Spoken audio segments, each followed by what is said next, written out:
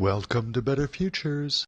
Yeah, I do see how you could think of them as less than ideal solutions, but at the same time, there is an element of simple prudence to the approach of increasing the economic friction of a fast food diet and a sedentary lifestyle does seem like one way to address the costs of universal healthcare. Yeah, and at the same time, I don't think that you can just divest from one avenue of cheap food, because the reason for why those things exist is because they're really accessible for caloric intake and protein for people that otherwise don't have very much money. So I think doing that, adding some additional costs there, within that process, you would have to decrease some costs, not by like subsidizing the food itself, but rather giving incentives or having cheaper access to capital for, say, healthier food producers, or within food shipping for fresher foods.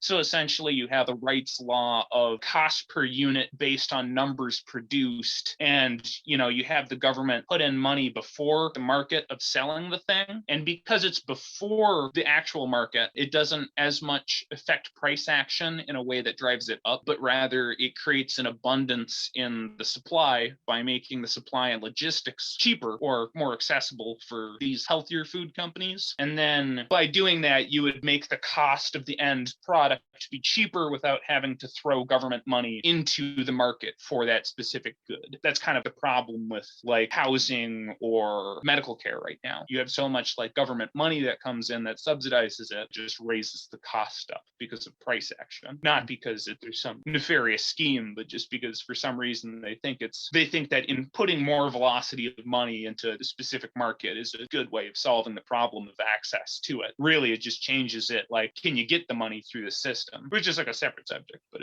it's kind of included within this. But that's my answer to your question about how to make that healthier transition within this neoliberal economic structure and tax structure that we have around us. I appreciate that. Your answer does bring up just one more question for me now, and this is much more of an idealist inquiry. If, for example, there is to be some massive social shift in the next 5 to 10 years, and the neoliberal order falls by the wayside, what would you see as a better substitute? Or what would you hope might replace that?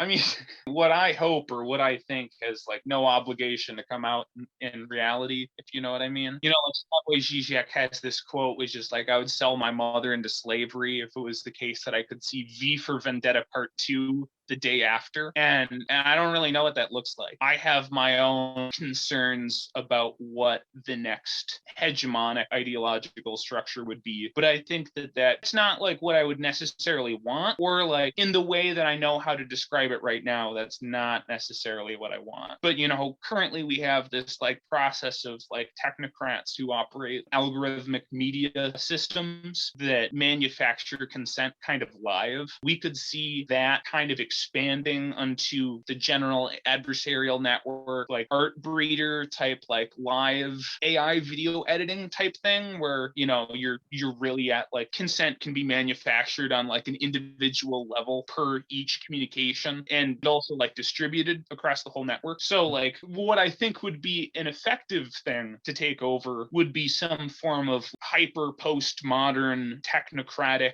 dictatorship, or some form of like AI, either with like Neuralink, like the hegemon is all like Neuralinked CEOs or something like that, and they all can like connect wirelessly with each other's thoughts and within each other's like digital databases, so they could kind of be like more of a collective but still be individuals. Either that or the straight HAL from 2001: A Space Odyssey type, sufficiently like alienated from like the human identity. And then that's like two polar opposites of like what this technocratic dictatorship would look like. And I preface this with like, I don't want this to happen. I just think that the probability of it happening is enough that like it doesn't really matter what I want. I had phrased it, or I had thought of it as what a preferential future might be, but you seem to be describing two different approaches on what is otherwise a given.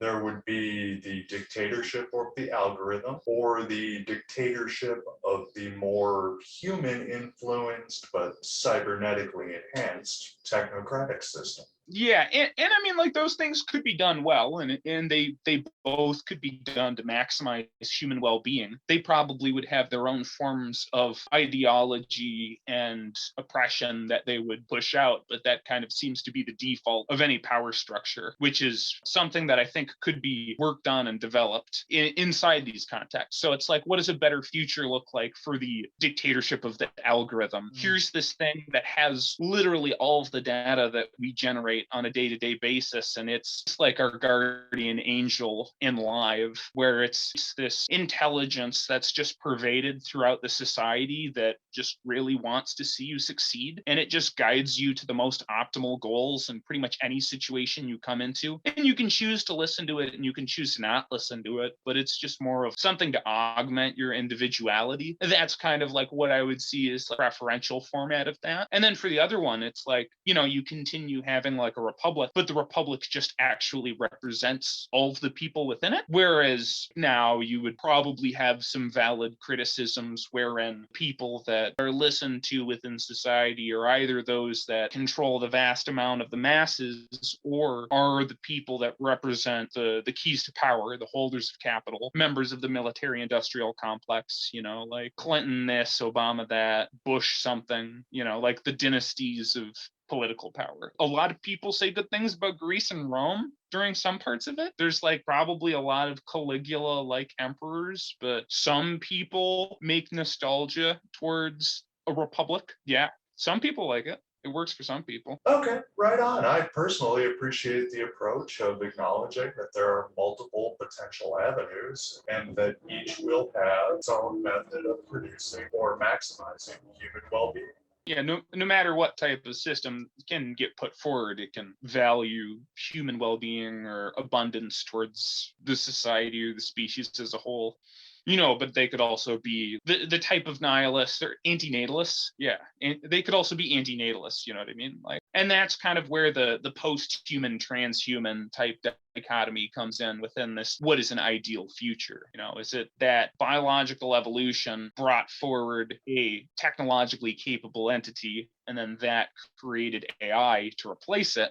And really the whole teleology of like the universe was really just to create the AI? Or is it like, this thing that we create like becomes part of our identity and becomes like intermixed within like the human condition, which I would think that it's more likely to be that, because like throughout history, humans identify with the technology they produce, and their consumption of technology becomes, like a hermit crab who collects together shells, or a spider that is particularly remarkable like web structures. The technology seems to be a part of the human organism, but that's kind of just like word games at that point with really how you're approaching it philosophically.